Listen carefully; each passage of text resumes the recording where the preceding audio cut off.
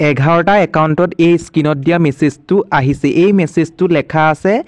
অৰুণোদয় আঁচনিৰ 1250 টকা সোমাইছে বুলি নিশ্চয় আপুনি জানিব পাৰিছে যদি আপোনাৰ মোবাইললৈ মেছেজ অহা নাই তেন্তে আপুনি এতিয়াই গৈ পেলাই বেংকত চেক কৰক গৈ বন্ধু বান্ধৱীসকল মেছেজটো কেনেকৈ আহিছে বা ক'ত চেক কৰিব সেই সম্পৰ্কে জনা আপোনাৰ একাউণ্টত সোমাইছে নাই সেই সম্পৰ্কে জানিব পাৰিব ভিডিঅ'টো আৰম্ভ কৰাৰ আগতে সৰু এটা ৰিকুৱেষ্ট কৰিছো যদি আপুনি আমাৰ ইউটিউব চেনেলটোত পোনপ্ৰথমবাৰৰ বাবে ভিজিট কৰিছে তেন্তে প্লিজ আমাৰ ইউটিউব চেনেলটো সাবস্ক্ৰাইব কৰি কাষতে থকা বেল বটনটো প্ৰেছ কৰি অল অপচনটো ক্লিক কৰিবলৈ নাপাহৰিব আহক তেন্তে আমি অলপ পলম নকৰি ভিডিঅ'টোৰ ফালে আগবাঢ়ো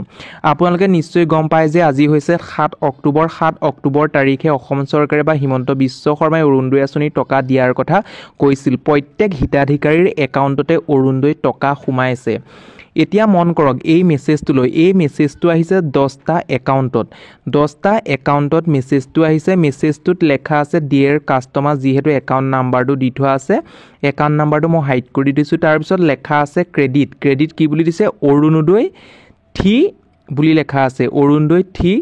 বুলি লেখা আছে তাৰ পিছত 1250 টকা বুলি দি দিছে তেনেদৰে দিয়া আছে তাৰ পিছত আপোনালোকৰ এভেইলেবল বেলেন্স বা আপোনাৰ বেলেন্সটো কিমান আছে একাউণ্টত দেখাই দিছে নিশ্চয় আপুনি জানিব পাৰিছে আপোনাৰ একাউণ্টত টকা সোমালে নাই